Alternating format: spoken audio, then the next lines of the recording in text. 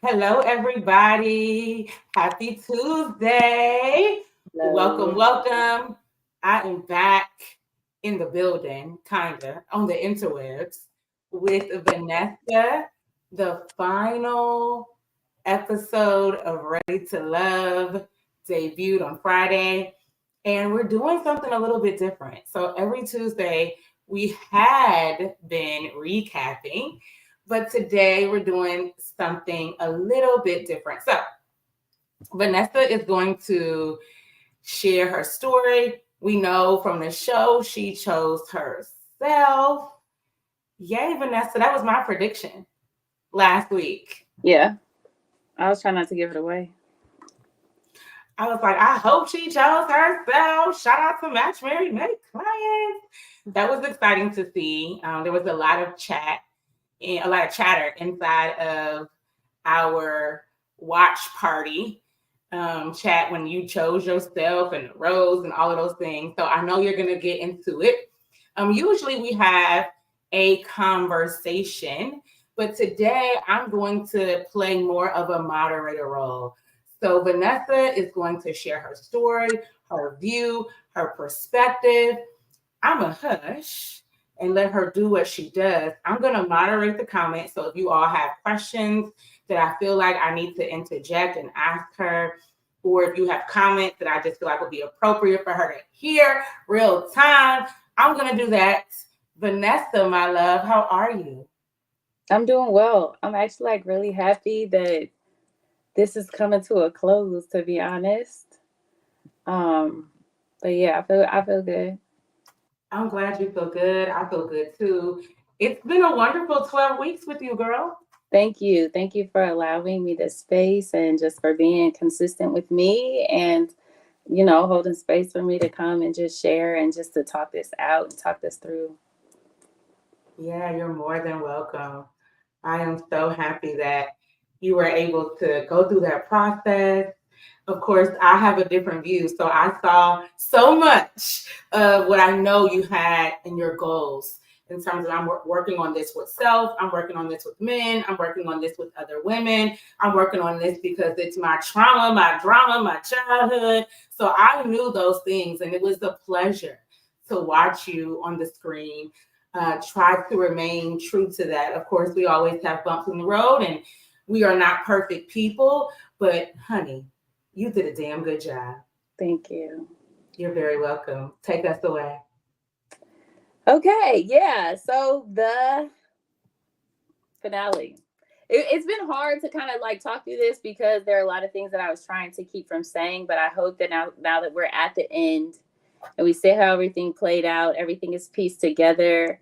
The journey, like you picking things out. I hope that things, I just hope that it all came together. I wanted to just take some time and share kind of my process too. And one thing that's I'm not being hard on myself about it, but one thing that I've been thinking a lot about is how was it that on the show I wound up being drawn to what would be, in my opinion, the very best man of the bunch, and then the very worst man of the bunch. And I'm Okay. like, the the drastic difference, it just makes me wonder what is going on. I couldn't really understand that. And the best that I've come up with, I remember at one point you and I were talking, and this is after coaching. I guess I was still in some sort of coaching with you, but kind of after the course. And I remember, I had started to I changed and I grew, and I felt like I started attracting a different group of men or something, and then like, okay, I like what this is. And then there was a moment where it was like somebody did something wild, and I'm like, how it how did I get this? And I remember bringing that to you, and you said it's like you still have a heel. Like even if you're elevating to the next level, you still have a heel in that last space, in that last level. And I remember when you said it immediately, I had a visual of when New Year's comes around and they have that meme with that girl with her bag, that black lady, and she's walking up the steps. Yeah. I saw it that way. I see me moving forward, but I saw the picture of my heel. But then today when I was thinking about it, also I was thinking about that Bible story with Esau. Do you know this Bible story where he's grabbing his Yes, heel? the heel grabber. Yes. Esau and Yes. Jacob. Yeah. So I mean, I didn't make that connection immediately, but today I did. And I just felt like, one person was a testament to, he resonated, I think, kind of with my spirit and where I am currently and where I'm going, and the other was more of a familiar spirit, and it resonated with where I've come from, and past trauma. And it was just something that I know about because, and I don't really talk about this very often. So please, I might get emotional too. Y'all know I'm a crybaby. I already said that. But like growing up for me, I was raised up by a narcissist. My father was a narcissist. And so I would describe childhood as like a mental torment. Like I felt abused in that way. I knew I was intelligent. I knew I had a spirit that was strong and I was intuitive, but that was always suppressed because it was like, no. And, all the things that narcissistic people talk you out of believing the truth and all the confusion. And I think a lot of my self-doubt stemmed from there. And it was hard for me. It was really hard for me to come up that way. And it was inherited. Like it wasn't like I wanted this for myself, but this was who my mother loved. And so it was like that was the way that I understood love to be from a father. And it was really hard for me to go through that. And then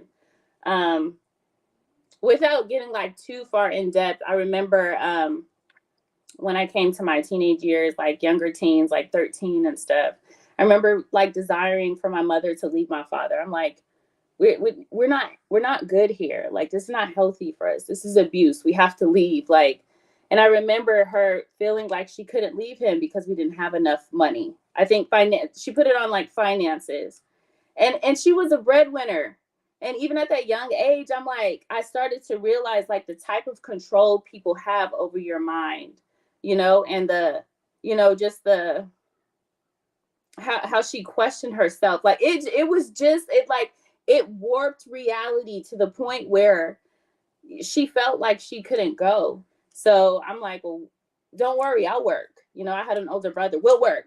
I'm like, I'm gonna put him to work. Whatever you need. I would rather live more modestly and have peace than live in this. And I was just so frustrated with it.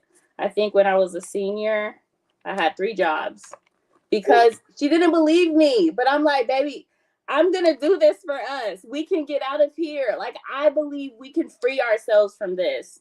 And she didn't leave. So when I was 17, that led to me emancipating from my parents. And for me, that was like such a big moment. And it was for several reasons, but mostly for that. And I felt so courageous to be able to say, I'm going to free myself from this. Like, that's a choice that you made. And now I'm as close to adulthood as I can be. I know I'm responsible enough. I've graduated early. Like, I'm making money. Like, I can do this on my own. And so I wound up moving out. And what I didn't realize is that freedom, I only felt a sense of that because I didn't understand the patterns of like generational things. And even though I had gotten away from him, I hadn't gotten away from, my tendency to attract people like that. You fall in love with people who are like your father. You know what I mean? And so then I was 17 at that point. So years later, I met my husband, who is also a narcissist. And I spent 7 years in that relationship before I decided to divorce because it was so familiar. And so, We see a pattern. It is a pattern. It is a pattern. And I think once I came out of that relationship, I was like, older, and I knew that there was work to do, and I knew that there were resources, and that's kind of where you kind of came into my life, where I'm like, I don't want to do this again. I don't want to keep attracting this. I want to have an opportunity to be loved in a healthy way. And then yeah, started doing my work. I started doing my work, and um although I've seen it get better, I will say I think that's something reminiscent of, what I've always known is something that I was attracted or drawn to um, in my connection on the show.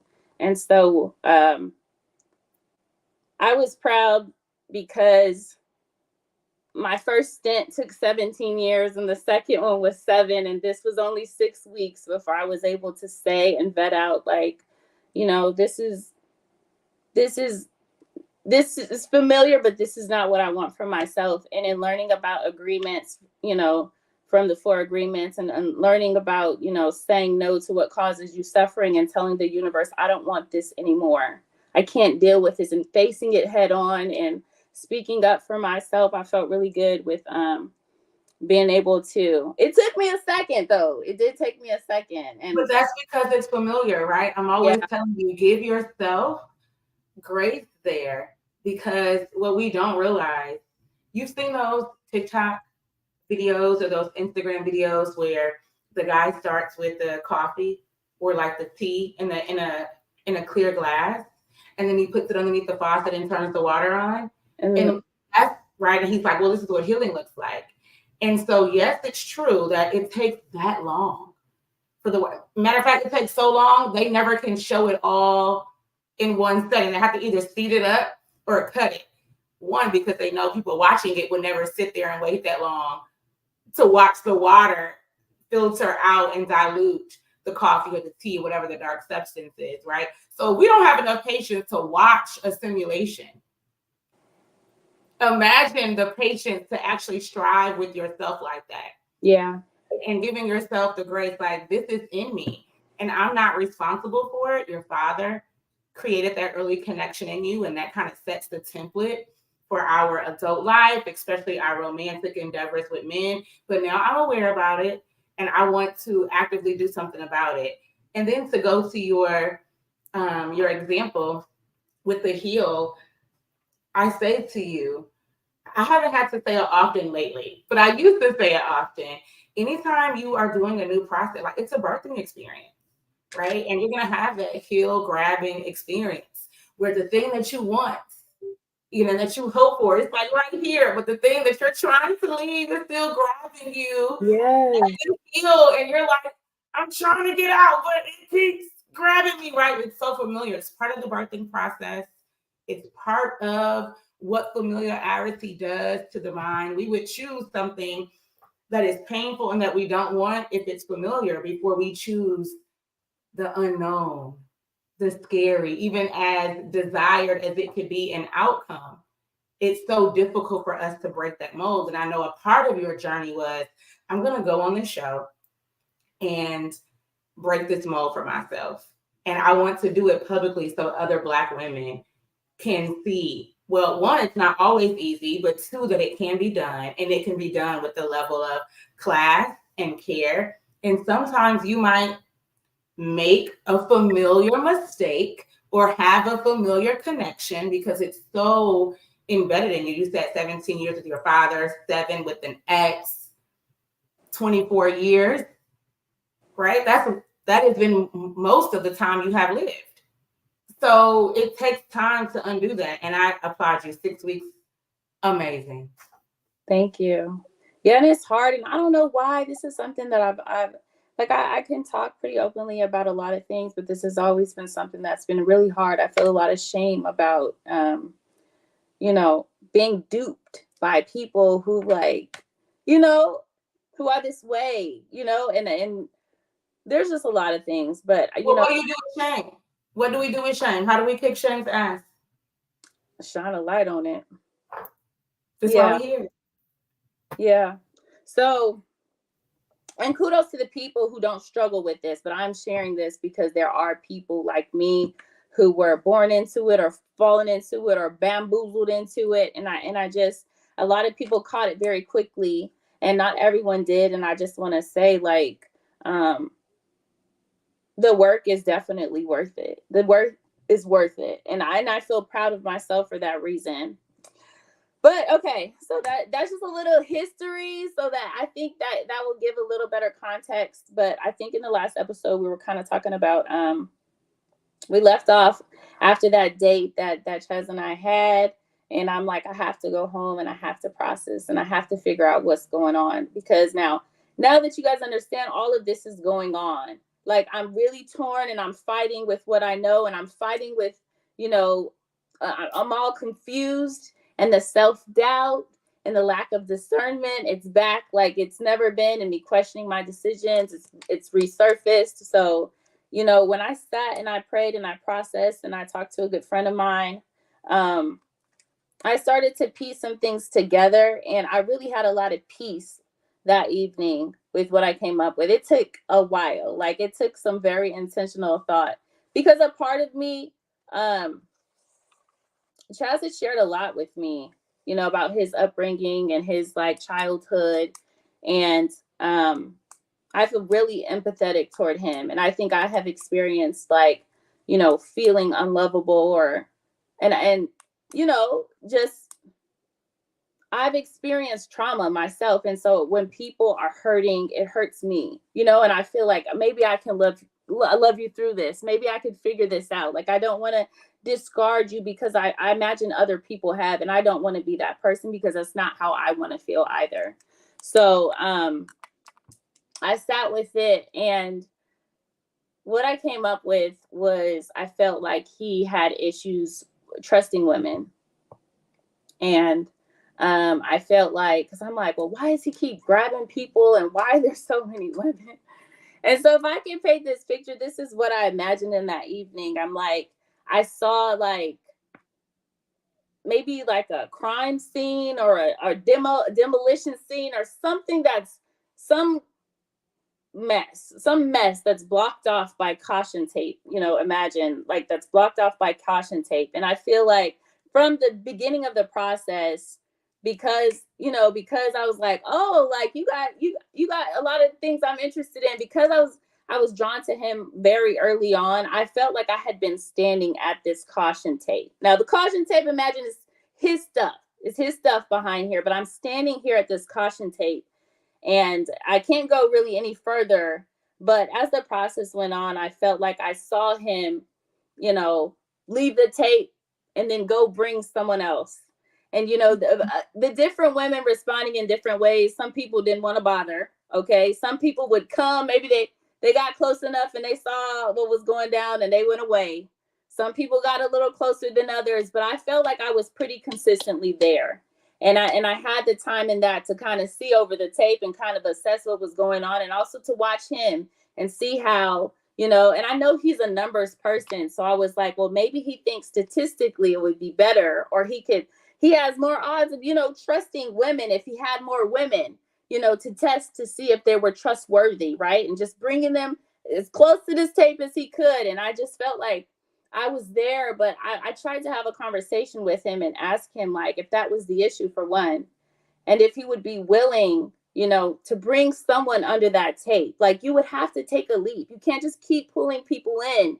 You know, you have to take a leap and pull somebody under that tape and try to see who will support you while you work through this, what you have to go through. I definitely told him I didn't have the tools. Now, I can't get back there and do nothing, but I don't want you to feel like nobody will care for you while you sort out the things that you're going through, or the things that you've dealt with, you know?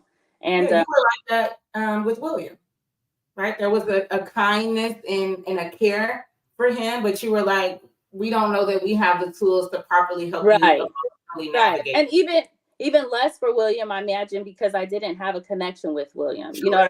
So it was just like, I think the women who were involved with William probably could, you know, could stand beside him while he, you know, and were willing to do that. It was just not my position at that moment. But, you know, because Chaz and I had talked and like the things that he shared, I just felt like, maybe you have to at some point start to trust people. You're never going to get any further than this in relationship. You're always going to be testing people out and being disappointed continuously because nobody's going to be there the way that you want them to be there. I told this to him after we left the date with his brother outside. He walked me out to my car and he was like, from the last episode. From the last episode. Yeah, that was like the last time we saw each other before the next day where we chose each other or didn't, And I was like, his brother shared in that date that Chaz was afraid of rejection. And so I was like, that was a little confirmation, like that's connected to him not trusting. And, so he walked me to the car. He asked, are you going to choose me? And I couldn't tell him a straight answer, but I told him what I thought. And I told him what I'd come up with. And he was like, no, you're wrong. You're completely wrong. That's not it. It's none of that. And at that point, I think I had made the decision that I wasn't going to, I can't do anything else. I can't, if you're not willing to help yourself, I can't do anything else. I feel like I gave it a valiant effort to try to understand and to try to be compassionate and to try to, still have my needs met, but consider his. And it was just too much. And at that point, his declination in that moment was like, okay, I know enough. So yeah, so the next day, is decision day. He does send me a text message like, hey, beautiful, blah, blah, blah. Like everything is the same. I didn't respond to that, which I don't typically not respond. So I'm sure that was telling. And then we had the thing. You want to pause for a second and take some questions? Yeah, are people here? I can't see the a lot of people are here. Okay, what's up? Okay, so let me scroll back up. I was in the fold, girl, and then they kept going. So some of your praise has been, it's beautiful to see you owning this and working it out in public and trying to heal and get through trauma and all of those things. One question is from Trav L. I'd love to hear more about why specifically Vanessa thought she needed dating coaching and what she got from it and how she grew. You want to take one? Yeah, because I don't believe and I don't like making the same mistake over and over again. So I am always one to try something different. I didn't know that I was going to do dating coaching or anything like that. After my divorce, I found a divorce care class, which I took twice over. And then, I did therapy, which I was always in therapy, but this was specific to healing from the divorce. And then I was dating and I was doing so bad at it. I remember, and I was on Facebook in some women's group and I had said, I ran into this issue with this man. And this is what I said to him. And when I said the women came after me, like, you must hate me. And I can't believe you deserve not to. I mean, they went in. And I knew I had a mouth on me, but I didn't know that it was bad. It was really bad. And I didn't know how to express my concern to this man, but I didn't like how he was moving. Like, it wasn't even a really big deal. He would just, this is the thing. This is it. I'll tell you exactly what it was. He would ask me, like, what are you doing Monday? What are you doing Tuesday? What are you doing Wednesday? What are you doing Thursday? What are you doing? What do you want? I was saying, you cut that man up, girl. You cut him up. Because I'm like, look, I'm dating multiple people. Don't fish for information. I would rather him say to me, hey, I'd like to take you out Tuesday. Are you available? No, I'm not available. Is there another day that you could make work?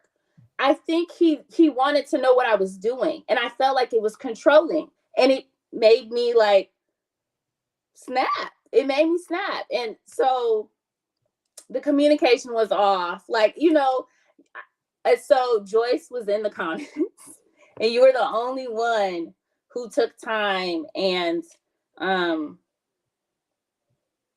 talked me through like my approach and offered to help me. And you have been helping me ever since then. Like, ever since then, you have never left me. and you have helped me, and I have grown and I have improved, and you have just been really compassionate. Because I know that our upbringings are not the same at all. I think like mine was way terrible and yours, and you're an expert for a reason, and I think this is your gift, and I just feel like you never looked at me in a way that was condescending, or you never looked down on me like, you should know these things. You walked me through it, and it was pretty. Most of us don't. Most of us Yeah. have no clue of basic relationship dynamics. I say all the time, millennials, Vanessa and I are millennials for you all watching. We are the first full generation born post civil rights. Imagine who we were raised by and the elders we had access to. You're talking about older boomers, mid boomers, late boomers, Gen X, who come with legacies, some of even slavery, but definitely Yeah. Jim Crow, right? And civil rights, like all these things. A lot of what they were doing were just trying to survive. And Black people are good with finding love, even in like dark and tumultuous spaces. So I don't believe that we were loveless all that time, but developing the necessary skills to evolve with someone relationally, emotionally, intimately, and just see them as not just a human being, which of course I want to see you like that, but like a sisterliness or a culture that like we are of the same people. We share humanity, and then we're also of the same people. That gets lost when you're just trying to survive. You see those memes that are like, some of y'all was raised on survival. I was raised on love. We are not the same. I don't like the kind of the supremacy in that message, but I understand some of the wisdom that's baked in there because it is different. Survival and love, being raised up like that is different, right? So for you, you have this narcissistic father. We know that controlling the mind, controlling the actions and the whereabouts is a part of that.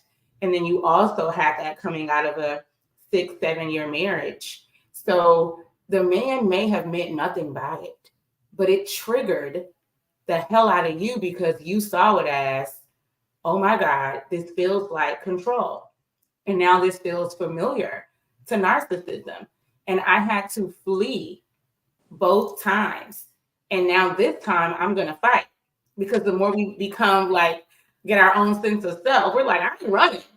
So now I'm going to fight. So you ripped into that man. You didn't mean to do that, but that's what happened because there's so much trauma and he's exhibiting a huge trigger.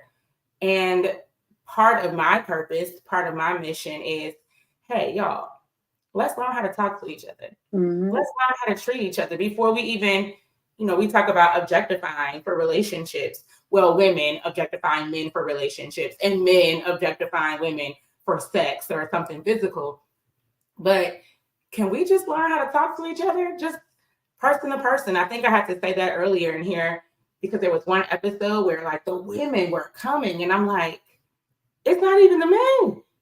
The women will just like rip you to shreds if you make one mistake when it comes to love, one mistake when it comes to dating, one mistake when it comes to like choosing a man or trying to sort and figuring it out. And so I'm just like, wait a minute, there's a better way for you to process that big emotion that you don't even know it's there.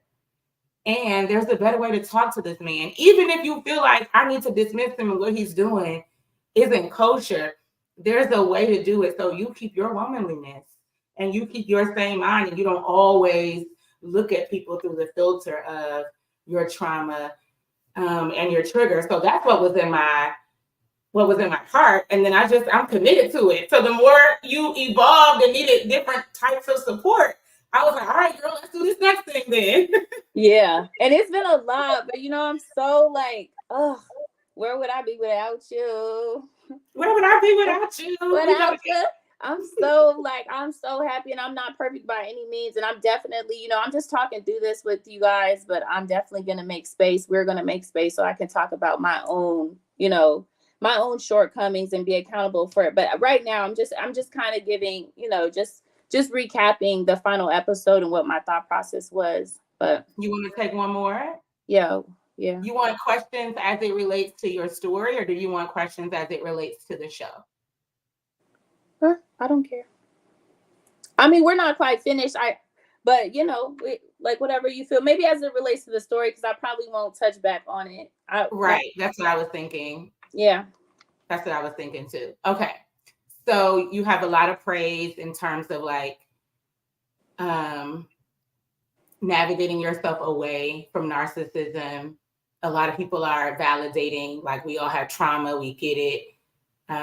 One woman said, kudos for working on this in public. So your question is, one woman says, what do you mean duped? And I am going to assume she's asking that in integrity, because the next comment makes it a little iffy if it's integrity. But if you can just explain to people, when you said, I feel a little duped, what do you mean by that? I think because like some of the behaviors are like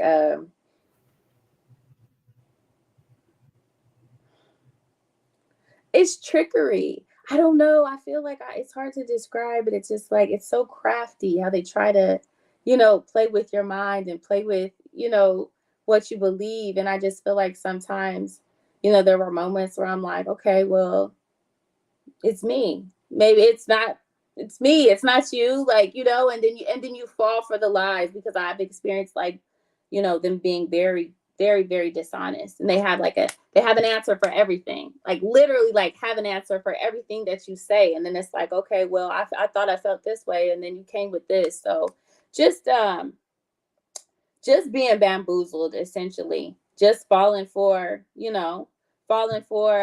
words over substance.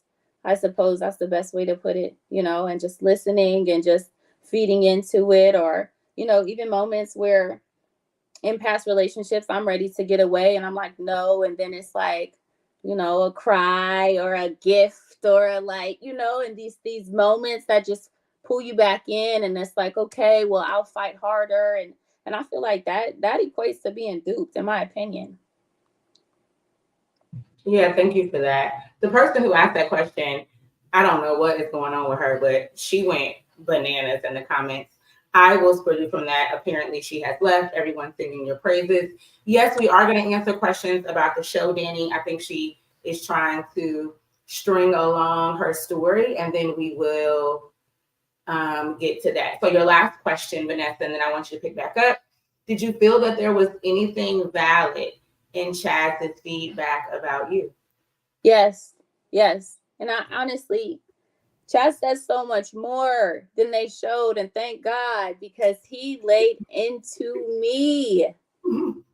Um, so yeah, and I took that back and I went to my sister Gwen. I called her and I said, baby, you know me forever. What? Am I a narcissist? Because he said it to me. Mostly it was a lot of projection. It was a lot of, well, you did it, you did it, you did it. And I do try to take feedback, because I do want to be accountable, and I do want to own what parts of me are not right. I imagine if a narcissist raised me, then I could have picked up those patterns and those behaviors too. It's a spectrum, right? And my sister told me, yeah, you can be selfish. You can be selfish at times. I can see that in you, and you have to be aware and more considerate of other people. And so, yeah, he said that, I remember what was shown, on TV now, but he said something about me, knowing what I needed, and not having consideration for the things that he needed from me. And yeah, I take that all to heart. Not so that I can apply it into a relationship with him, but moving forward, when someone was going to love me well, so that I can reciprocate it in the right way.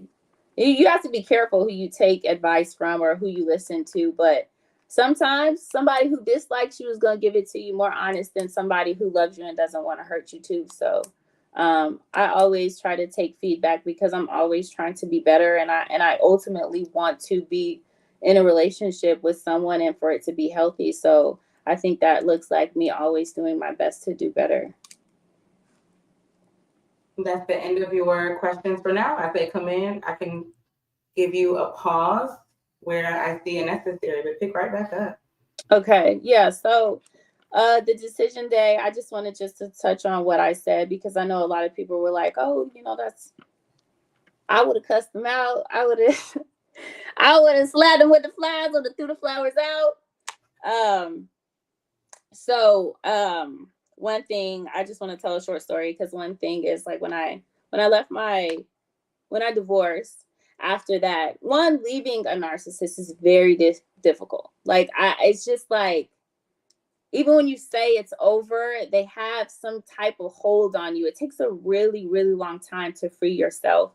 And so I would get these text messages and they would send me spiraling, right? And it would be nonsense, right? And then I would want to argue. And my sister always told me, like, you can't reason with crazy. You cannot reason with crazy. And I heard it. I mean, she's told me that my whole life. So I heard it, but I understood it later. And so I have a good friend, and I got to the point where he would send me a message, and it would send me on 10, and she allowed me to respond to her as if I were texting him. And so I would say all my stuff, yeah, all my rational thoughts, and like, that doesn't make sense. This is really what it is. And then she would respond in his voice. And it would be the honest, like, because she had dealt with a narcissist as well. She knew what angle they were coming from and the manipulation. And so she would say, like, her responses would be so funny, like, yeah, you right. I should have never said that to you. I just love you so much, and I'm mad that you left me, and I'm just trying to control you and ruin your day. And it would just be like a comic relief, like in a really heated moment for me, And so we did that back and forth for months, until finally, like, I didn't have to respond to him anymore. I didn't have to send it to her anymore. Like, I just felt like it diffused it enough that there was no more fuel for the fire. And I learned, like, you just can't reason with crazy, because if you go low, they go lower. And it just, where y'all, we going to be under the earth in the core, And I'm just like, I'm not doing that with you for the rest of my life. I had to free myself by not responding. And so that's kind of why I kind of came in and hit him with a 2-liner. It was kind of like 2 sentences. And it's because I didn't come to cause him harm. I came to choose myself. You know what I mean? I just needed to say, it wasn't to spite him. It was to choose me. And I was making an agreement with the universe to, don't send me this no more. I don't want it. I'm not standing for it. I'm choosing myself, and I said what I said. And I really believe that you should let your yes be yes and your no be no. And in that moment, I didn't really feel like there was a need for a great explanation. And then he came pulling stuff out the hat. I mean, he tried to ruin me. But, I think you could see the restraint that I was trying to, because I'm still a work in progress. I do want to say things, especially when you're talking out the side of your neck. I do want to say, like, get it together. But where would that have gone? It would have to be a whole extra episode or a bonus clip or something about how we got into it. So we talk about maintaining your character and your womanliness, and not letting someone else's behavior or their unhealed selves cost you that. We speak a lot about costs, right? So in the moment, it's like, I mean, I could go low, and then he gonna go lower, and then I gotta go low, and then he gonna go lower. And it's like, you cannot morally negotiate with the narcissist, because the bottom is never the bottom. It just keeps digging down, and then you lose your womanliness, your sense of self, the degree of character and class. You girl, back to that Facebook group where I was like, wait, you can't talk like that. If for nothing else, how it implicates you, right? Yeah. It's not about the guy. Maybe he deserves the cussing out. I don't know the man. But do you want to be that woman? And you were like having to make that decision, like, you know what? I'm going to say what I'm going to say, and I'm going to leave. But what it does when you don't go low like that, it exposes the heart of the other person, which is good, because, you started with a Bible story, Jacob and Esau. But let's run over to David real quick, where I think it's Samuel is raising up David. And he's like, listen, God measures by the heart, judges by the heart. Man judges by these outward appearances. And we're so good at that. Human beings are so good at judging fruit. Like show me what it is. Because I'm a really good judge of that. We're not such good judges or judges of the heart. Right? It's like that's God's work. That it can be so deceptive because you can have on blinders, a person can be misrepresented. There could be so many reasons, right? But when you choose to not get out of pocket, it does reveal parts of the person's heart. And so his next move was to cause you some type of harm, was to make sure you felt some type of pain or embarrassment or shit, whatever that move was, right? And then that was really telling. Even if I had believed from episode 1 up until that scene on the bridge that, oh my God, he's so handsome, he's so charismatic, he's so this, and all of the things that the girlies were falling for, in that moment, I would have known, oh my God, your heart is not kind. Because this woman, all she did was choose herself. She didn't say anything ill. She didn't say anything nasty. She didn't say anything compromising. She just said she thinks this is the best course of action for her. And you took that and returned it with something that you intended to be nasty, intended to be painful. Oh, that's in your heart because nothing evoked that. Nothing stirred that up. Your behavior wasn't like, oh, she was nasty with me, so I got back nasty with her. None of that was there. And that was still your mode of operation. Right. So like it exposes that. And it was good for people to see. There are so many people in the comments saying, girl, don't feel bad. We thought Chaz was the bee's knees too when the show first got started. But that moment was revelatory. And your character and your decision making served as a catalyst for that revelation. And it was good for people to see. Yeah. I mean, I had seen it too, so I didn't know exactly what it was going to look like, but I knew it was going to be some pushback because when Alexis was like, your age is an issue, and then the next thing you was like, get her out of here. And then, when Rashida was like, no, I saw enough. I don't need to see more to say I don't want to go on. And then he was like, I don't love you. I love her. And, it's just like I knew something was coming. Now, I could not in my wildest dreams have thought up no petrified rose, but and a lot of people felt like I would have been embarrassed, and it didn't embarrass me. It didn't embarrass me. That was another moment that I was like, I'm proud. I didn't miss here. I didn't miss. Like, you made me not regret what I just said because you just showed your ass. When he got up, I don't know if you noticed this. He got up as I was walking away and took the rose, the dead ass rose, and smelled it. And then he gazed off in the distance and he tossed it into the water. Like, just like, what is happening? It's just like, it was so theatrical. I turned around, I said, is this, maybe I used the word man. I'm not sure. Is this man an actor?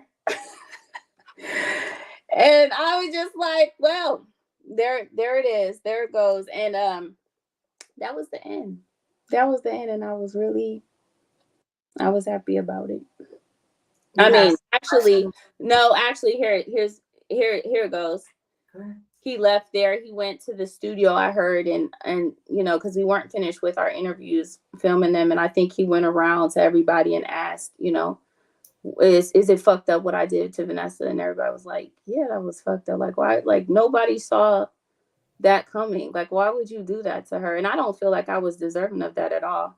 But I do remember someone on set, this lady on set, I won't say who it was, but she came to me and she said I was just sitting in an interview with him and he said such terrible things about you. She just started bawling, crying. She's like, you can't let him do that to you. He just said the most awful things. Like, and I'm just so blindsided because no, I don't, I came to, that's not my person, but I don't think that I handled him in a way that, would warrant him responding to me that way or just, loathing me in the way that he acted like he did. And this is another thing about narcissists. It's really hard to understand if they ever even cared about you. Like, it's like, was it ever there? Do you even have the capacity to care? Did I really hurt you? And it was withdrawn. But that was another thing he said, right? I couldn't love you. A week after saying I'm in love with you, I couldn't love a woman like you. It's like, boy, this is crazy. But yep. Feels so After that, huh? feels so polar. Yeah. He started a rumor about me that next week. Mm. Yep. And then it pretty much died down. I haven't really, I mean, I sent him a text message. I said, I understand you don't like me, so let's let it be what it is. And don't speak on me anymore. Let's just leave it. Let's just leave it where it is. It's done. But when the show started airing, and just, I don't know, now just pick back up. But You have a good question. hmm. Monica says, I would like to know if Vanessa thought he would have chosen her had she not chose herself first, or did she just not care? um no, I don't care if he would have chosen me. But I don't know, the way that the flower was hidden in the bouquet, it kind of made me feel like he was prepared for both options, Me too. and that he just decided to pivot to the other, like he was prepared. But the simple fact of thinking that through and preparing for that is just very inauthentic to me. You know what I mean? If it's for you, it's for you, and if it's not, it's not. I feel like I don't stop loving people because they're not into me anymore. I mean, when it passes, it passes, but I don't feel like my feelings are contingent on someone else's feelings for me. And I just feel like, it is hard when someone doesn't reciprocate care and love to you. But it's like, I mean, to go so drastically from being the strongest and longest and I'm in love with you to I ain't like you anyway, you don't like dogs, you got emancipated, you a runner. Like, I'm like, wow, it's very telling. It's very telling. So no, it wouldn't have mattered to me either way. But he did seem prepared to go either way with it. And that's still very shifty and unsafe, in my opinion. Yeah. Another question. He seems like he wanted to make you jealous and control you. Did you feel that at any point? Yes. Yeah. Um, yeah, some moments felt like punishment. And there was one date that wasn't shown on the TV, but it was recorded, and I tried to explain to Chaz that his care didn't feel like coverage, because where I feel like I think of coverage being like a man covering you in this way, I felt like his back was turned to me, like, and I was behind him and he was blocking me off from everyone else, but his attention was everywhere else, so he couldn't even know to tend to me or to tend to my needs or to see what I'm going through behind him, because he wasn't doing it in the right way. And I feel like he felt a way about, me being interested in Dominique, sometimes trying to discredit it, sometimes trying to act like it was irrelevant, but then bringing it up because he knew that it was. So, yeah, he kind of kept everybody at bay, like I told you, I felt like I was his safety net. So I really don't think he expected me, to come to that decision, because I was showing care and I was trying to be invested in the process. But um, the prayer, I guess it was the prayer. I don't know what it was. But when I came to, I came to.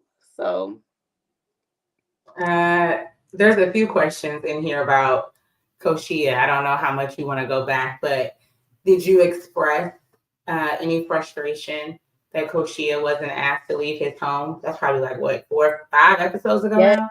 yeah. Yeah. So that was the very first, that was the group date. And I didn't share much about this because I didn't want to I didn't want to go too much into it. But yeah, so what really happened was, when we had that moment on the couch, we were having that conversation. They wanted to wrap the scene, but Chastity said, I want to show you, the rest of my home and some artwork that I have upstairs. And I'm like, I'd love to see it.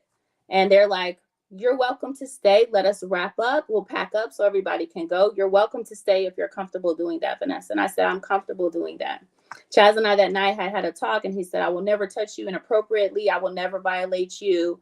I'm going to respect you and your body always. I'm never going to do anything that you don't want to do. So I felt safe and I felt like it was okay.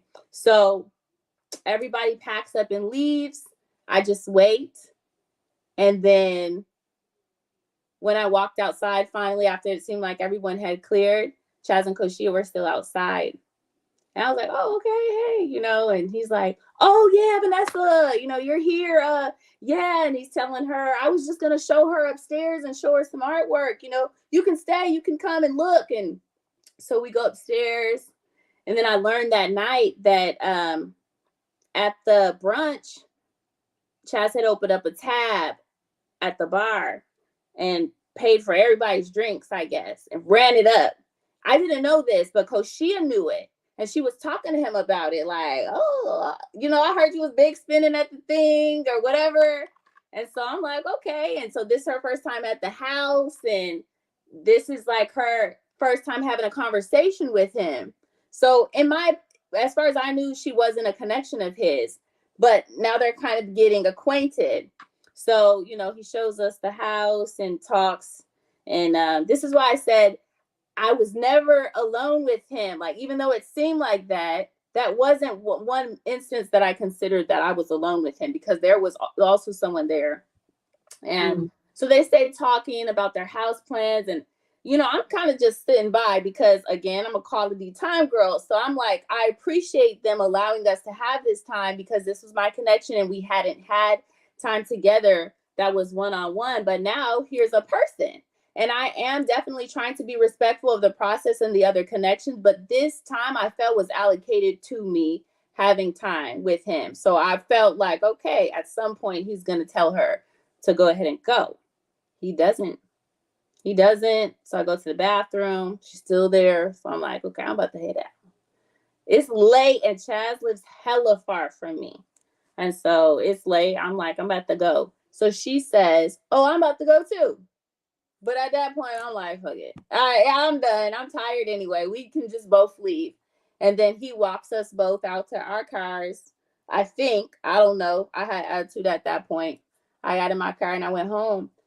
So I don't know what else happened. But the very next day at the lounge, I recall sitting beside Koshia and she said, oh, I hadn't talked to Chaz much, but, we had a great conversation last night and we are connected and we've been connected ever since.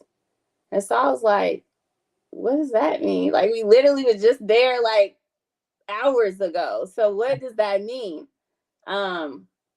I didn't know what it meant. So I just was like, okay. But granted, in the next few days, this is when LaRon is like, because she is acting different. And that dinner table scene where I'm like, why is he doing that? Yeah. And he's like, and I'm like, but if you look at my text messages, Chad's like, I don't know her, that's not a connection of mine. We had a light conversation, wasn't no big thing. And so I'm like, okay. But then it was like when she got eliminated that night, he was ready to leave the process. So I'm like, what's happening here? So yeah, I haven't really gotten into detail about that because I ain't want to really put nobody out there. But yeah, that did happen. That's like the whole story of what happened. Yeah, but I was upset because at this point he is saying I'm his top connection, and I'm like, they literally gave us time together. And he was like, I just can't be rude to her. I couldn't put her out like that. I can't be rude to her. And I'm like, you didn't have to be rude. Well, you have to be rude to prioritize. I'm here to spend time with Vanessa. And maybe I can spend time with you later, but this is Vanessa's time. Yeah. He didn't feel the same way about it. You have, this is a great question. Did you notice any red flags within the first few interactions, or did it take a while to pick up on?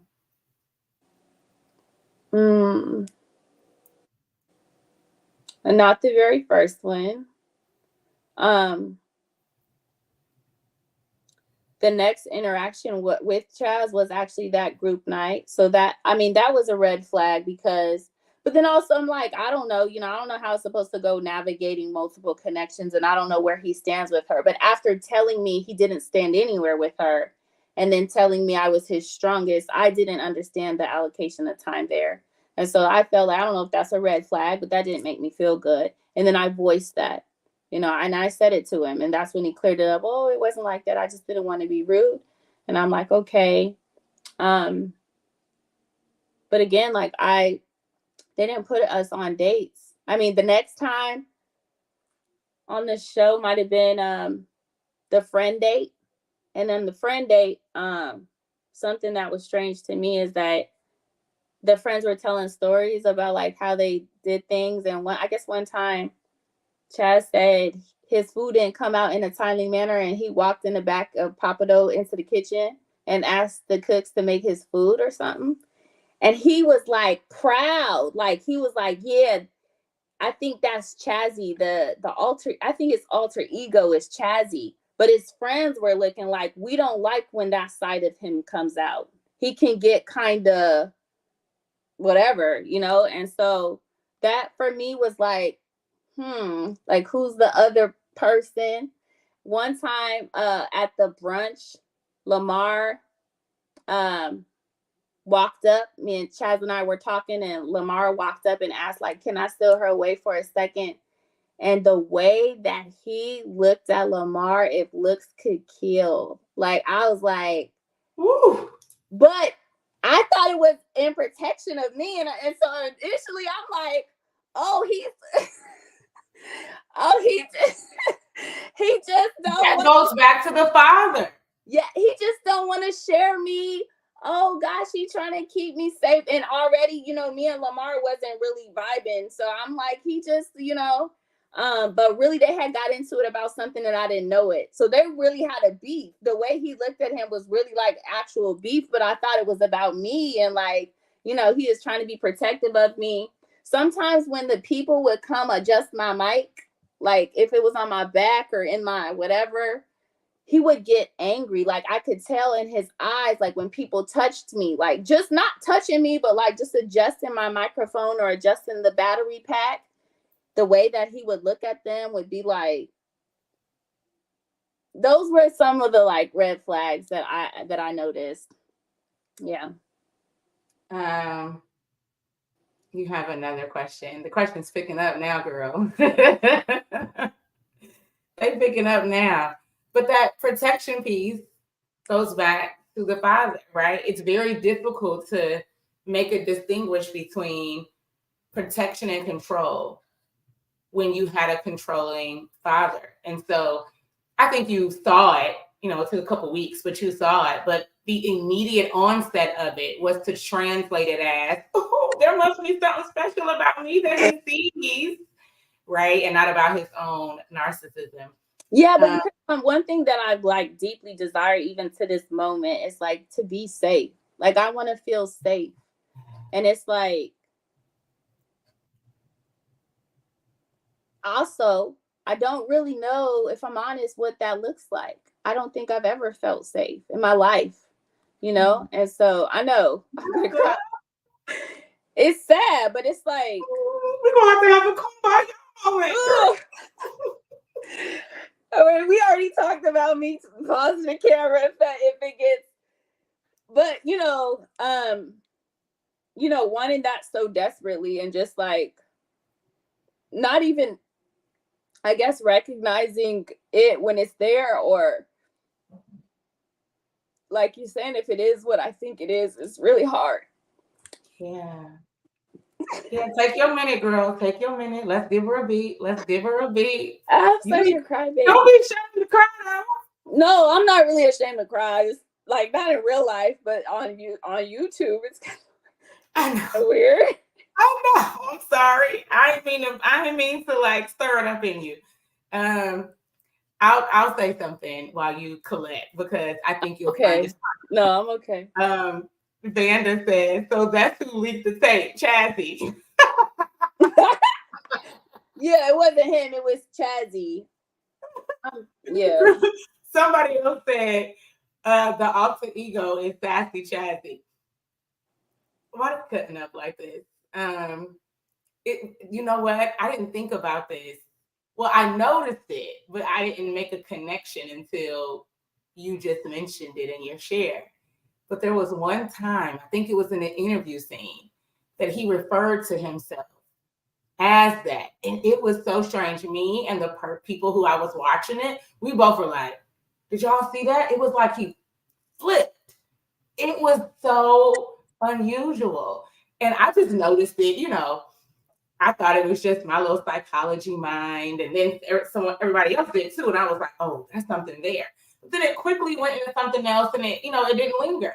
But when you just said that, I was like, oh. And when people refer to themselves as something, it usually just means one or two things, right? Like there's a playful confidence or a playful boasting, or there is the grandiose. Oh my God, I feel like almost everything that's narcissism we've mentioned today, the grandiose, the control, the over important, the jealousy. Oh my goodness. I am the one who will say, we use narcissism kind of as a trending thing. Not everybody who uses that term fits the classification. Like in the DSM, at this point, we're on 5, in the DSM-5, which is what my training is. But I don't know. It's starting to feel very textbook, Vanessa. Yeah. And so I also want to say I'm just speaking to my experience and what was reminiscent of what I've been through, but I'm not diagnosing anybody. I'm just saying like, I know this. I know these things, I remember these things. So, but yeah. You collected now? You good? Yeah, I'm good. I was just trying to distract you. So one more question. Is Chaz really that wealthy? He makes it seem like every lady wanted him for his money and his home. Where did everybody get that from? Was that like in interviews that he has done? He didn't mention that often on the show, but apparently this person is Meryl. Apparently Meryl knows this. Do you know that? Was that a thing? And how do you know that? Because he didn't say that in his interviews. I don't know. I guess because he has a nice house. I don't know. And like I explained earlier, like me, it's like money is important to me, but it's not. Like I'm not that, hop about the bed and hustle. I gotta get money. And it's like I'm just not, like I told you, when I was a child, I valued peace so much. I would have rather been dirt ass poor with the people that I loved and safe. So it's like, I don't know. Like I don't know. I don't know what his net worth is. I would say that Chaz did lead with his money. I think he did lead with his money, and I think he resented people. If that was appealing or attractive to them, which is kind of bizarre because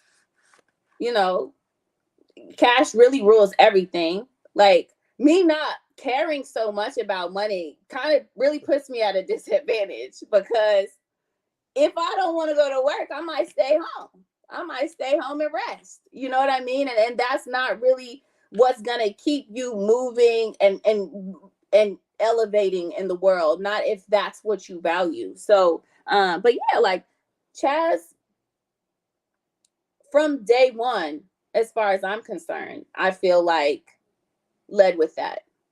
He led with his money. And I do think he has a nice house. I think I have a decent house. I mean, it ain't like, but I mean, I feel like I live here and I feel like my house is a home.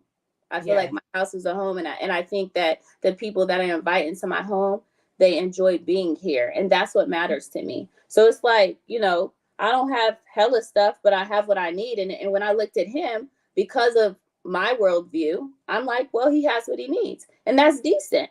I liked his plants. I liked the plants he had. I liked his bookshelf. Right. These are things that matter to me. But the wealth thing, I don't know. There was one point where somebody on the show was like, he got more bread than everybody else on the show. And then that caused Chaz to really like big flex about, you don't know how much money I have and you calling me broke. And, but I think Chaz's money is very important to Chaz. And I don't know that it was very important to everybody else. And I don't know how I could say that. He used to tell me when that day when he cooked and everything, he's like, I told them I'll pay for this and they don't have to pay for anything. It's coming out of my own pocket. Why are you volunteering that to me? I really don't care as long as I enjoy it. But like it would mean something to me. Like I paid for this myself, you know? So, Well, that's kind of odd to lead with your money and then resent people. I don't think it's uncommon. I think men, they get kind of bitter if they feel like that's all you want them for. But yes, it is odd because you can't make that the best thing about you. Okay. If you do, you can't be upset that that's the main source of attraction, right? I mean, obviously, I wouldn't want someone to be only or mainly attracted me because of my money, and I wouldn't want to be like that with someone else. But if that's the carrot that you're dangling, then you're gonna attract people who that's what they need in their stead, right? So, yeah, that's interesting. You have more questions. They just coming as we talking. But to be lighthearted, I'm just gonna throw that off for a quick second. They like these Nefertiti earrings. Oh, thank you. Well, one girl is one woman is specifically asking, where can she get them, girl? Where did I get these earrings? Some trip you Probably were taking. Shein. Huh? Some Probably trip Shein. you were taking, probably. No, I think I bought them online. From Shein. From Shein. Shein. There you go. Go get your earrings from Shein. They look like this. C. Rochelle says she's not surprised to hear that Chazzy led with his money. That reminds me of the article we just did. It always plays out, right? Men are going to move to either flaunt those pockets or protect them. And then as soon as they flaunt them, they looking to protect them anyway. So it's all going right back to the protection. Okay. Some people, Vanessa, she speaks on her experiences only. Okay. Have you said that Chaz isn't a narcissist? Have I said that he is or isn't? Is not. I think I've tried to avoid saying either. I mean. Oh, never mind. I understand what she's saying. Yes, Raquel. She's saying some people may have narcissistic traits and not be a narcissist. Vanessa has not said Chaz is a narcissist. She only speaks her experiences only. Yeah, I agree with that. Oh, okay. So you want to pick back up or you want to take more questions? That was all I had. I'm sorry. We walked away and then that was it. You walked away and that was it. Vanessa, what happened with you and Dom? Oh, but she just tuned in, so I think she missed a little bit at the beginning. But if you want to give a quick recap just to answer her question. Wait, I don't know what she means. What happened with Dom and I? He went home. He got sick. Oh, he went home, so end of connection. I think that's how she's asking the question. Dominique was like, I'll let you, I'm gonna let you got it. I'm gonna let you finish out the process. I think after he caught wind of what happened at the house, Dominique still hit me up and was like, are you okay? Is everything okay? Yeah. Dominique is solid. They're drawing the relevance. They're saying Patrice's mom asked him if he was wealthy and he answered yes. So maybe that's like where the public opinion came at. He leads with his money or he must have it. I do remember that. But I was like, I don't remember him saying all the time, like just this money thing where people kind of got that reputation for him. Okay. No, I mean, in our personal conversations, he shared a lot, but that's what I'm saying. Like, it wasn't things that I asked about, like how many properties he had, but I learned a lot when Koshia was there and I was listening to their conversation, because I think she's a realtor. She was talking about her home and then her dream home. And then he was talking about his home and his other homes and their properties. And, he talked about, him buying the home that he has and,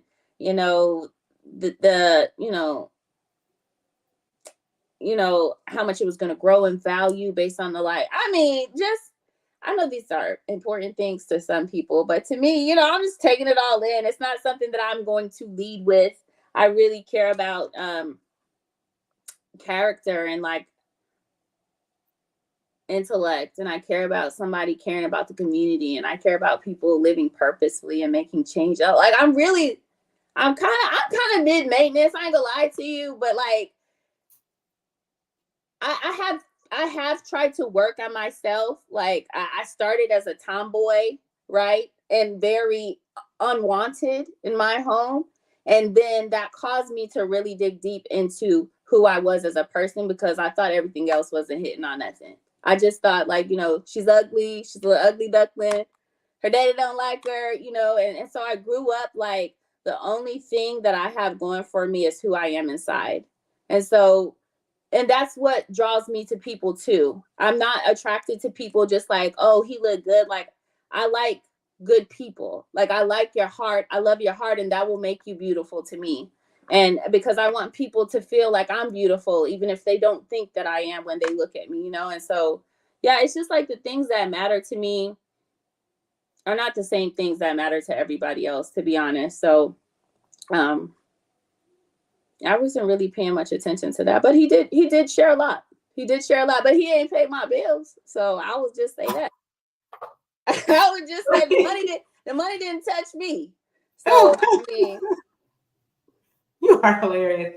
Does everyone have to go through psychological evaluation before yep, being chosen on the show? That's a question for you. yep.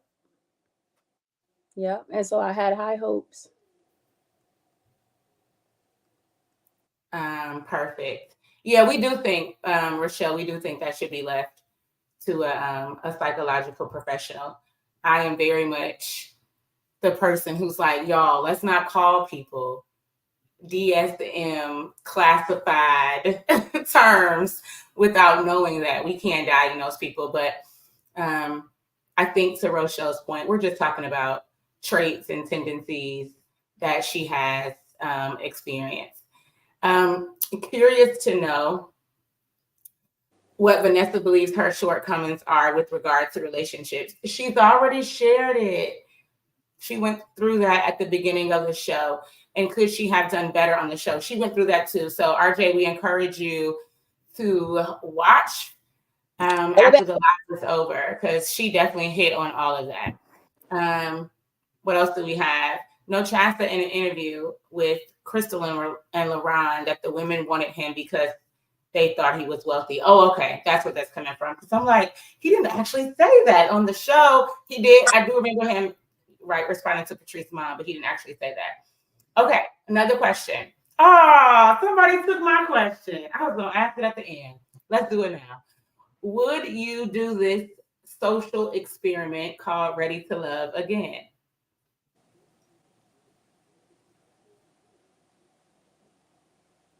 No. Nah. Share, and by all means, like, say no to me.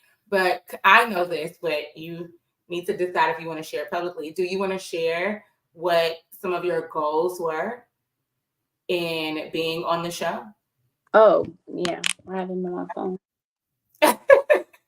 Get the notes, because I think it will go into, I think the name is Tara or Tara. I think it will go lead into what she's asking, right? Would you do it again? Well, did you accomplish the goals that you have for self? Because if so, then it would make no sense to do it again. But are there some still outstanding? And would you use something like this as another opportunity to go about pursuing and meeting them? Yeah, possibly. So the goals that I had, I want to be a positive depiction of femininity, which is an area that I needed a lot of work, coming from being a tomboy and very not aggressive. I was just hard, very hard, I was very hard. I would like to create healthy connections and handle Black men with lovingly, even if the romance is not there or adequate. So, I think my miss was being hurt or being harmed by men in my family and my community. You know what I mean? And then it caused me to have a certain disposition toward Black men, and I wanted to shake that. Like, it wasn't fair. I shouldn't have been like that. I shouldn't have felt like that. And I wanted to do better. And I wanted to do better without requiring anything of them, because these new people are not people who have hurt me, right? And I just to continue to react to people based on trauma that other people caused was not fair. And so I did do that. I know that everybody wants to feel like there has to be some type of explanation as to why, his money or, sex, or like, it wasn't any of that. I really just wanted to show up and care about these people because they're worthy. Like India Arie's like, every one of us is worthy, right? That's our birthright. And that's what you taught. That's what you teach. And it's just like, yeah, like, it doesn't matter what people said about me. I've been worthy because I'm here. I've been worthy, And for people who don't feel that, I want them to feel that. I don't like how children are treated, Black children are treated, Black men are treated. I don't like how Black women are treated in this country. And I don't want to be a part of that. I want to be a part of the change. And so that was one of my goals. And then I also I desired to be cared for well publicly, because I felt like I was going to fall madly in love.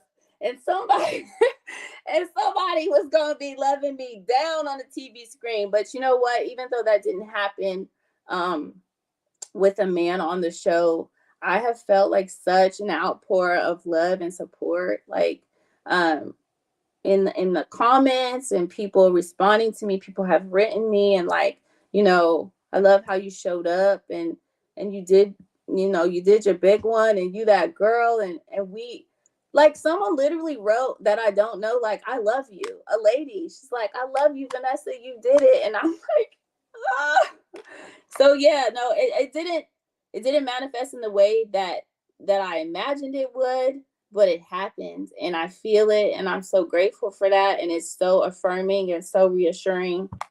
This wasn't an actual goal, but this is something I wrote from the 4 agreements, a quote: but for every agreement you break that makes you suffer, you will need to replace it with a new agreement that makes you happy. And I'm going to go ahead and be on record saying I will never, never, never be with a narcissistic person again. I am breaking cycles, and I feel like I broke agreements by facing that and by going through that and by choosing myself in a way that I haven't been able to in the past, not so boldly and not so quickly. So yeah, I feel like a lot of the things that I set out to do, I was able to do in time, whether on the show or now in the aftermath of the show.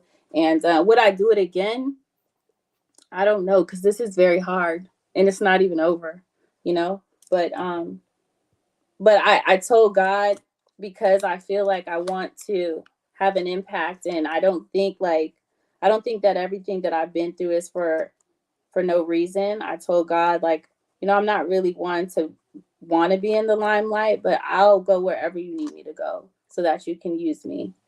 And I told him that. And so where he puts me and where he places me. Look at you. Tearing up.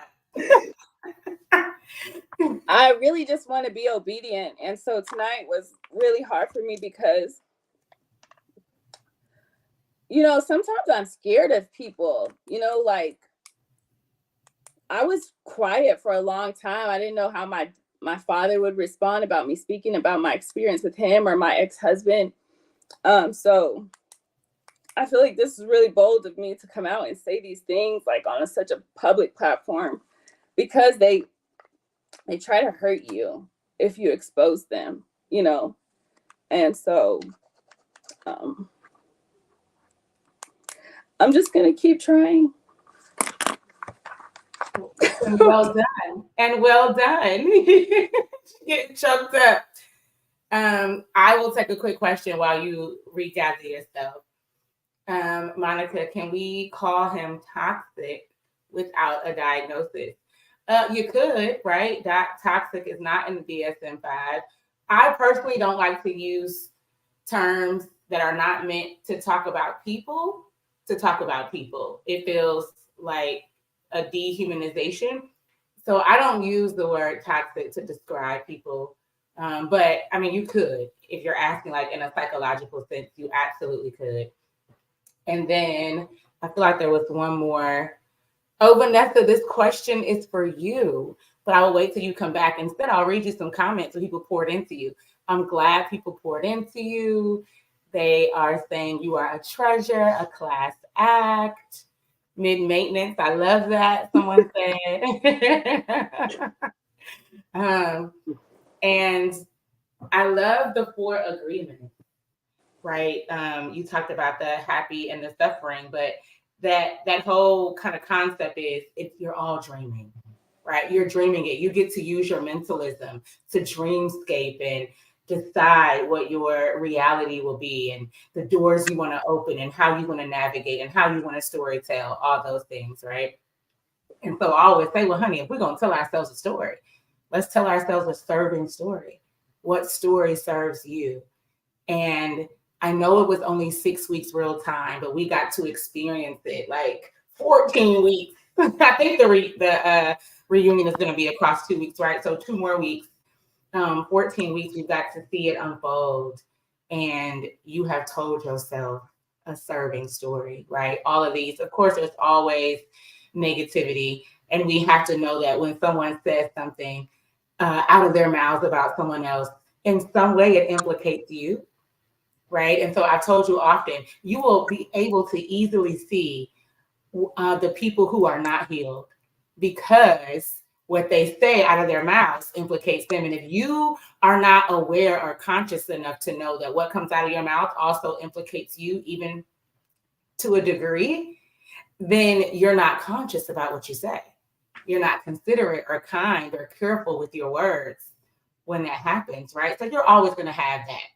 People just saying things, but the majority of your reception, classy, ladylike, feminine, treasure, helpful. And that is what you set on this stage to do. And you told yourself a serving story. So, yes, I mean, it comes with trauma or feeling duped or having some man say mention some of your indiscretions, true or not. But the bigger story and the most room you've taken up has been exactly what you set out to heal yourself, to show other Black women how to do it, and to do it with all kinds of class and care. And so I'm proud of you. So many people in the comments are proud of you and admire you. So I hope you feel that. I know it feels very exposing. I know it feels very afraid to get on here and kind of like name the culprits, name the abusers, if you will. But you're standing in your power, girl. And you started, you were like, Joyice, I don't want to be ashamed. I don't want to live in shame and silence. Right. And I think I mentioned to you maybe like a week ago, I had a client, something embarrassing happened to her.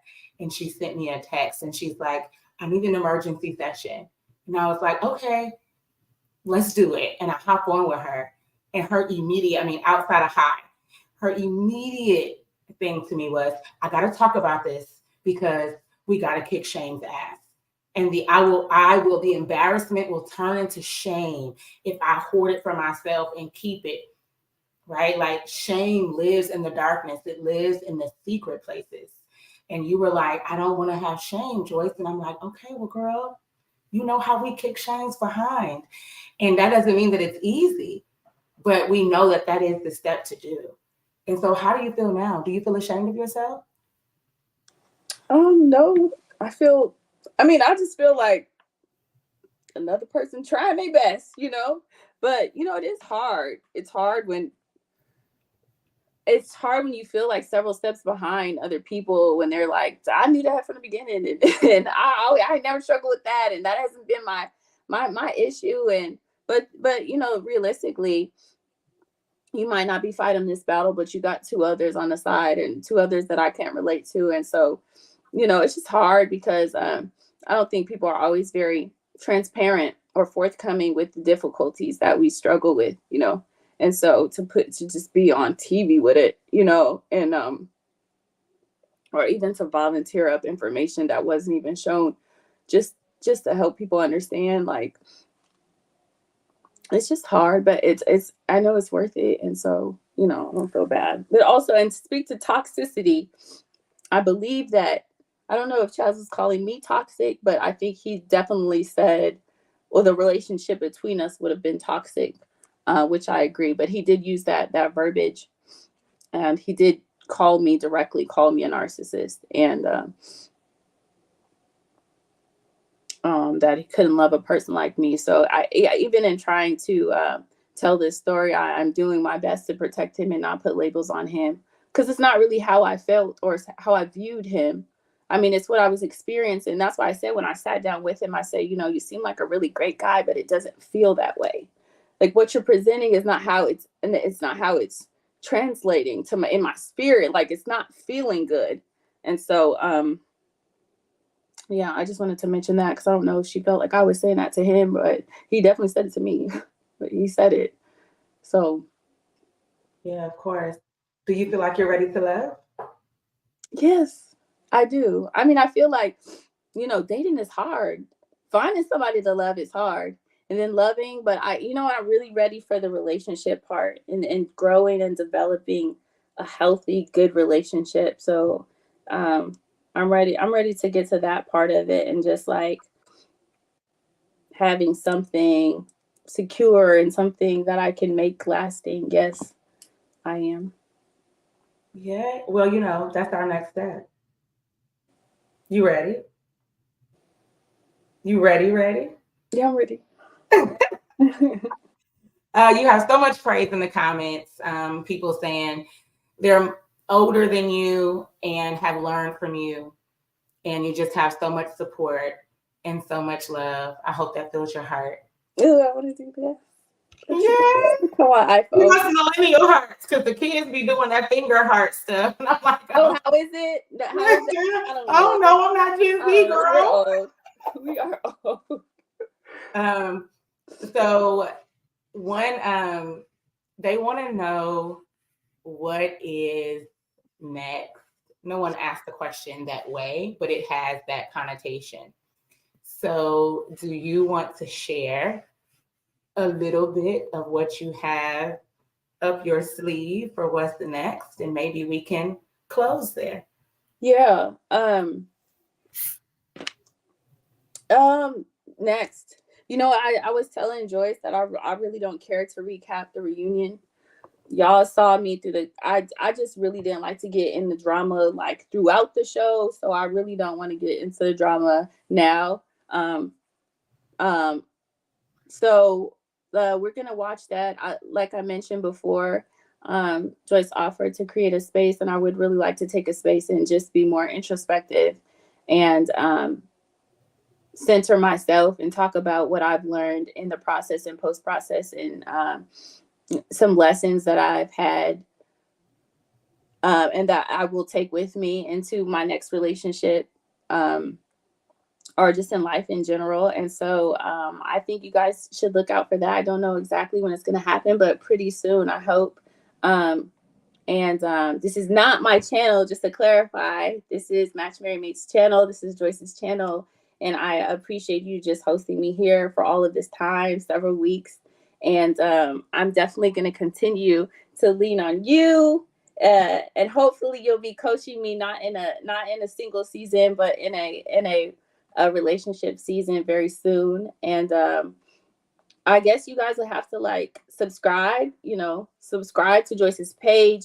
Y'all can follow me on Instagram. Obviously, I'm gonna post to keep you guys updated. Follow Joyce on Instagram. But I don't know. A part of me is like, whew, I'm gonna rest. This has been a lot. But in my heart, I feel like I'm much closer to finding love, like finding a someone, and hopefully marriage. I know I mentioned I didn't want marriage, and I explained why exactly I didn't want someone dangling marriage like that. I want to have a really, really good, solid, healthy relationship, and if it leads to marriage, I do want that, so I want to clarify that. But Joyce and I write together sometimes. Joyce and I work together sometimes. I mean, I definitely, she's still my coach. So we work on projects from time to time. But like beyond that, the goal is still to get a man. And Hey, a good, healthy black man. a good one, a fine one. Let me get the adjectives in there since I'm putting it out into the But universe. let's be specific, I want okay? him to be funny. I want him to be funny and very community minded and very reverent of God and to love me deeply and my children. And so that's what I'm working It towards. doesn't have dogs. I would prefer I would prefer no dogs, you know. I told Chaz that very early on, like, you know, I told him I'm not into that. But he was like, well, I got enough love for my dogs. My kids do love dogs. And maybe if between the kids and the man, they wanted a dog and I didn't have to be bothered with it, I would be okay with it. Like I just don't wanna be responsible. You know, sometimes if a baby is on the plane, people are side eyeing the baby. Like, lady, if you look at a baby like that, it's not gonna feel away. It's not catching that passive aggressive attitude. Like, it's a baby. You act like you never cry. But if a dog waddles onto that plane, it's like, oh, God. It's like you got all that energy for that dog and you don't care about that human being. I don't get it. So yeah, if a person expects that just one day I'm gonna wake up and start cuddling their dog, I just want to set the expectation that it's not going to be me. It's not going to be me. I'm not her, you know, but I guess we can make it work as long as they don't resent me for it and throw it in my face later with a rose. There. Yeah. I love it. They're saying you could definitely coach on femininity. Oh, girl, you listen. Highest praise, because when we first started, I was like, okay, now come on, baby. What we not gonna do? Look at you. It's like a flower, just blossoming and budding. You got people in the comments saying you could definitely coach on femininity. Well, thank you. I don't receive it. Receive it. Okay, I receive it. But I want you guys to also know that my coach is literally right here, you know, and I think I could never really repay you for everything that you've done for me and all of the support. And you know, I hope that your business grows, and I hope that women can see the work that you're putting into the community by way of me and the other clients. And you can though, right? You pay it forward. Yes. You pay it forward. That's the name of this game, right? That I take time to pour into a fellow Black woman.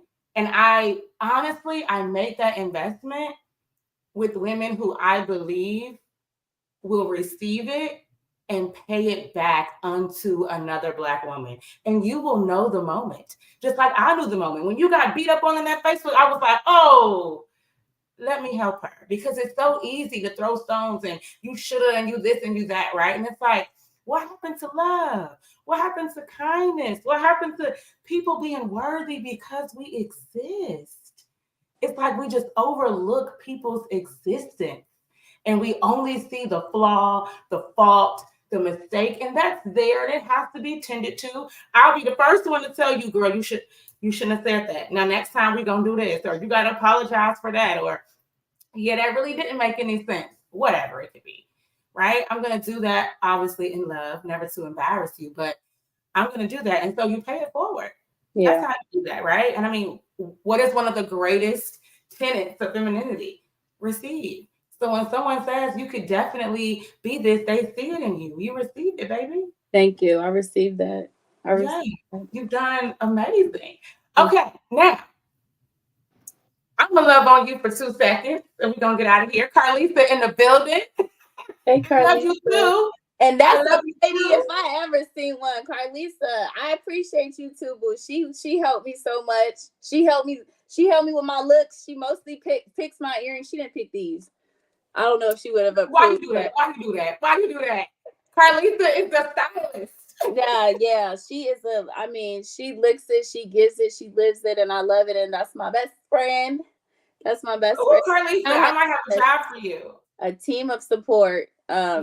through this of wonderful women. So get you a sisterhood Get and you. What did I elevate tell your you when you life. first got started? Where are your sisters? And if you don't have them, let's start cultivating it because you can't do this without sisterhood. Did you?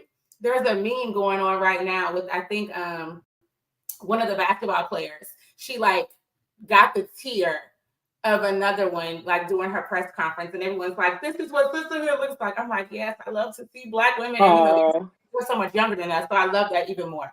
All right, I'm gonna love on you 2 seconds, and we're gonna get out of here. First, thank you everybody for following us.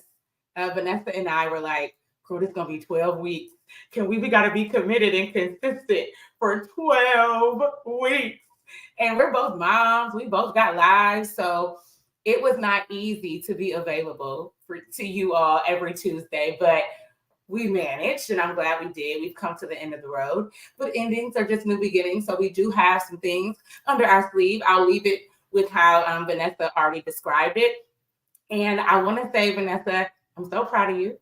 thank you. And I want to say, because you know me, sometimes you just got to put it out there. Listen, Vanessa would like to be in a relationship, would love to be in a relationship, in fact. So just because it didn't happen on the show does not mean that it is not still a desire of her heart. So, if y'all listening, if there's some fine, scrumptious Black man watching and you like, okay, I see her, go ahead and shoot that shot. I mean, yeah, she got Sister Gwen and Sister Carlisa and me. We're going to be vetting and making sure you're good for it. But go ahead and shoot that shot. Thank you all for supporting Vanessa on her journey and for tuning in to this channel. Vanessa, anything before we sign out, girl? No, thank you, everyone. It's been real. It's been real. It's Enjoy been the reunion. fun. Enjoy the reunion. Yes. All right. Good night, everybody. Thank you Good for being night. here.